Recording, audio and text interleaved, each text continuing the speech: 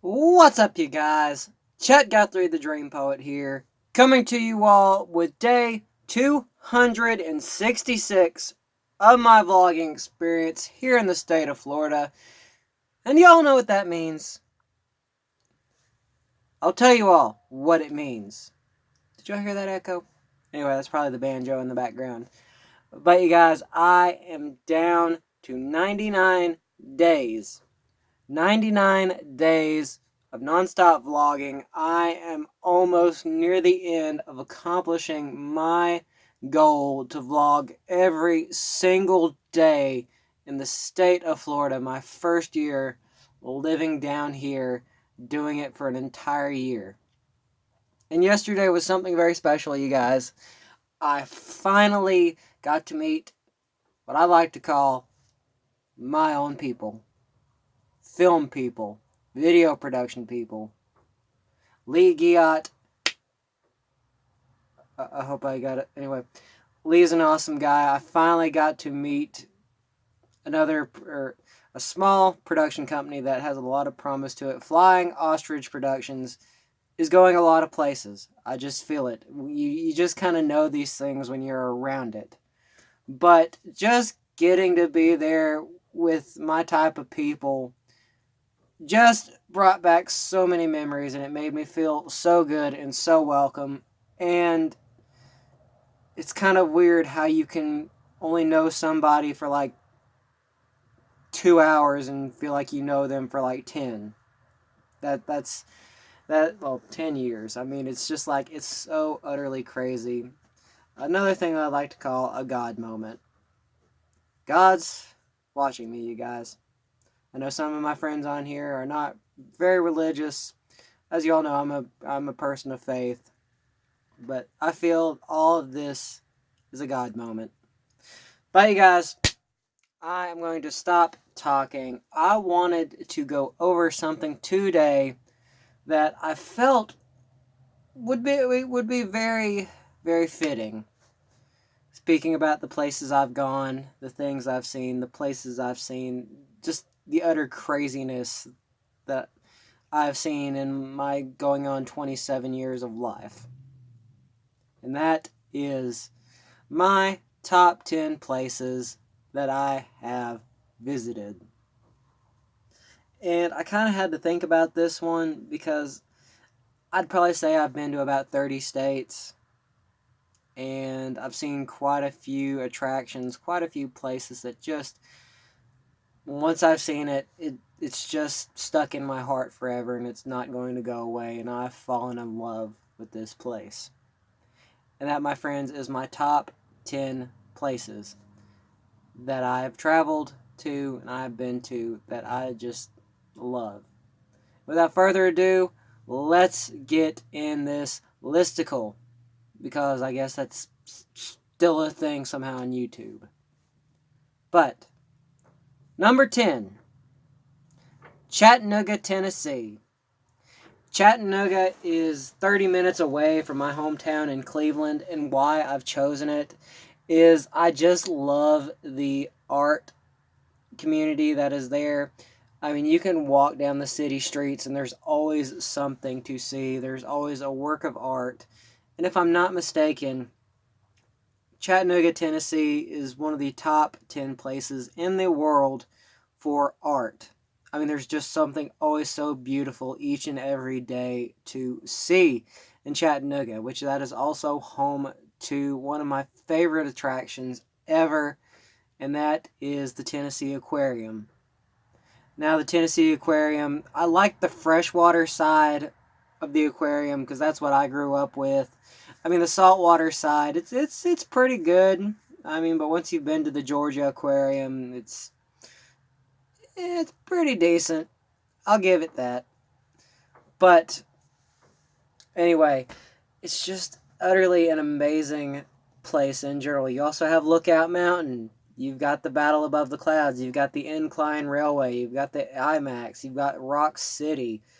I mean, you've just got so many cool historical attractions that it's a great way to get lost into an entirely different world. Having said that, let's go on to number 9. Number 9 is Gatlinburg, Tennessee. Gatlinburg, the very gateway to the Smokies, near the hometown of the very legendary, famous Dolly Parton. Home of so many Ripley's Believe It or Not attractions. But there's always something to do in Gatlinburg, Tennessee. To me, it's like the Los Angeles of the Smoky, or the Los Angeles of the East. I mean, there's just so much. Granted, there's not that much video production wise, but it's just like an amazing place, especially if you want to drive out to the Smokies. You want to see the Cherokee Nation, the Eastern Band. They also have a really great tourist economy going through. That's also not that far away from Gatlinburg. I mean, Gatlinburg, I don't know, I just never really understood why they named it the way they did. The person that they named it after was a Southern sympathizer or Northern sympathizer, but he was kind of a jerk, and they ran him out of town on a rail. But I don't understand why they named him after that. But you also have the aquarium. I mean, you also have what is it called? The Alpine, the smoke, it's like the Alpine Tramway, that attraction. There's just so much in Gatlinburg. But having said that, we will go to another mountainous town, because that kind of seems what I grew up around, and that is number 8. Number 8, Boone, North Carolina. Now, Boone is an entirely different place of its own. Like roadside attractions. It's at home of the App State Buccaneers. I believe that's what they are. Or App State, which, by the way, came back number 21 in the nation. Granted, they are a smaller conference, but those Mountain Boys know how to fight. And my country just came out, so that's another thing. But I mean, Boone, North Carolina, it is legitimately one of the last true places of the Appalachians. That hasn't been touched that much. I mean, you've got Grandfather Mountain. I mean, the attractions are very much mom and pop-esque, but that's just what gives it the charm that it does. It's also a college town. I mean, and you've also got the Blue Ridge Mountains, like, right in the background. I mean, it's beautiful. I mean, I love Boone, North Carolina. But let's go to number 7. Number 7 is Washington, D.C., the District of Columbia. This was a place I went to back when I was 13 years old, and to this day I still have great memories, fond memories of going up there, seeing all the museums, seeing the landmarks, going up in the Washington Monument for 500 feet. Washington Monument is also the tallest freestanding building in the United States, and it still stands to this day. That is incredible. But I absolutely love Washington, D.C. I mean, it's the home of our nation, and there's just so much history into it. Plus, you got Alexandria, Virginia, which is right down the road. But let's get on to number 6. Number 6, there's not a whole lot in it. It's White, Georgia, but it's home to my all-time favorite place, and I could get lost in there for days, weeks, even for the photographers that come around from across the world to go here. That's what they do. They get lost for days and days and days. And that is Old Car City, USA. I mean, the man who owns it, his family has owned it forever. It's about 50, 60 acres of classic cars, a classic car junkyard, and it's just like you can get so many beautiful shots out of that. And that's why I fell in love with it. I mean, but you also had National Geographic, Discovery, all the major, magazines that have come there, gone there. I mean, it's just, it is its own little world, and the man who owns it has truly preserved it to the greatest of his ability for generations and generations to come. So, go to Old Car City, USA. You won't be sorry. And now, alright, I had to look at my list. Number 5. We are getting down into the top 5 now. And that is West Jefferson, North Carolina. West Jefferson, North Carolina is about like Boone. It was a Christmas tree town, a lumber town set up in 1916. Not far from that place is where my papa was born, in Creston, North Carolina. And literally, I mean, it's just like the town in itself is just adorable. Like, I mean, it's just, I mean, you have like a classic movie theater built in the 1940s at least. I mean, it's still going strong to this day. I mean, it's also home to a very thriving, well, the art community up there is incredible. I mean, it's just like you're just surrounded by mountains. You know, it's just hard not to fall in love with West Jefferson, North Carolina. And the attractions there, they are small, but you can see them all like within 4 or 5 days. But the charm about West Jefferson, North Carolina is you always want to come back. Because I've noticed the people up there are just very, very nice people. I miss it now, but I love Florida. I love my Florida. I love my Sunshine State. But going down into number 4, number 4 is a place that I'm like, my God, it's just like it's so breathtaking when you see it that you just want to just stare into the gaping void that it is, and that is the Grand Canyon. Grand Canyon, I forgot what part of Arizona. Well, I know it's like it stretches between 3 different states. It's like Utah, part of Colorado, and Arizona. But in the time that I went to Kaibab National Park to see the Grand Canyon, to this day it still resonates well within my mind, and photos do not do it justice. Like you will not be sorry when you go to the Grand Canyon. I do recommend going to the North Rim, though. In the North Rim, where Kaibab National Park is, they have the Kaibab squirrel. And the Kaibab squirrel is the only type of squirrel of its kind. It survived the Pleistocene area, and it is the weirdest looking thing, but it is so freaking cool. So go to the Grand Canyon. You won't be sorry. And now, my top 3. We're getting into my top 3. And we are getting into the territory on why I moved down here. And that is my number 3 spot. St. Augustine, Florida. Granted, I love Jacksonville. I love the community down here. It makes me very welcome and feels right at home. Actually, it makes me feel more at home than Tennessee ever did. That, if that goes to say anything. And they say that Tennessee is number 2 in the nation for friendliest people. I call bullcrap on that, but that's just me. But but St. Augustine, Florida, it is the oldest port in the United States.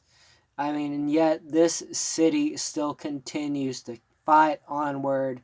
Like in the days of the 1600s, 1700s, you had the Spanish, or you had, not the Spanish, you had the French, you had England, you had Native Americans, you had pirates that always came through, burned the city down to the ground, but the people there were like, to hell with you guys, screw you guys, I'm going home, I am building my house again. And they did that for 500 years straight, and St. Augustine still thrives to this day. I love St. Augustine. It's just like, it's kind of weird. Before I made the move down here, I'd been to St. Augustine so many times that if somebody had gotten lost on one of the roads, I could tell them where to go. Get back on the main road. They'd be okay. But I mean, I just love St. Augustine. I love the Castillo de San Marcos. I love Fort Matanzas. I love the lighthouse. I love the alligator farm. It's just like, it's my own little world. If you want to see how my brain runs look at St. Augustine. That is how my brain runs. It's the hamster on the wheel going do do do do do do do do do do do do do. And all the new viewers watching me are like, yeah, that guy is strange. But anyway, I love St. Augustine, all-time favorite city, oldest port, and it just enlightens my world each and every day that I see it. And now, number 2. Number 2 is also another mountain town, but it is legitimately the definition of a small town. And that is Todd, North Carolina. Todd, North Carolina is so small, like so minuscule. You could blink and it would be gone. But how Todd, North Carolina came to be, it was a locomotive that came through between Virginia and North Carolina that connected the two. Todd, North Carolina was right in the middle. Before they built that railroad, Todd, North Carolina only had like maybe a handful of people. But when the locomotives came through, their mass general store went up, all their other stores went up. But in the 1930s, when the railroad shut down and decided not to use that particular stretch of track, everything kind of went under. But the town retained its beauty and its charm. And it's so weird. They have a tubing service that you can ride down the river going down through Todd. But the outfitter that you meet at was the train station. Like, and it's just like everything about it is just so cool. I recommend you check out Todd, North Carolina. If not, do it at least once in your lifetime. I mean, that stretch of town, I mean, you'll fall in love with it. Right. I mean, it'll stay with you till the day you die. And that's what I like about the places I've visited. And now, for number 1. Number 1, I'm sorry, like, I have fallen in love with this place. Now, granted, I'm not really a fan of the traffic of this place, but this place, it just has won my heart over time and again. And I'm always awestruck by every time I go see it. And that is my number 1 pick, the Georgia Aquarium. Atlanta, Georgia. And I know there's a lot to get into in Atlanta, because it's it is number 1 in terms of video production. I mean, the art district is booming. I mean, you just got it was also home to the Olympics, 1989, 1990 something Olympics. There's always something to do in Atlanta. But the place that has won my heart over, and I have fallen in love with her, and the reason why, probably here in the next 2-3 years, I want to move to Atlanta, is to go work with the whale sharks. Not like working with them, because I was talking with one of my friends, you need at least 3 years of experience either at an aquarium or at a zoo, and you also have to have a diving certification. What I want to do is I want to film the people that are in the tank swimming with the people. That's what I want to do. But since my degree is primarily in video production or journalism with a focus in video production, I think it'd be fun to work on a film crew on one of these major productions. If I could get onto it as a PA, like Stranger Things. The Stranger Things, if it manages to last, 6-7 seasons. Granted, it looks like season number 4 is it. You never know, though. But, you guys, that is my top 10 places that I've visited. I'm going to shut up now, but don't forget to subscribe and hit the bell icon. Thank you all for watching. Stay posted, stay tuned. Keep in touch with me at Dream Poet at Facebook, as well as my Instagram and the links below. Thank you all for the love and support. I love you all very much. Peace, you guys.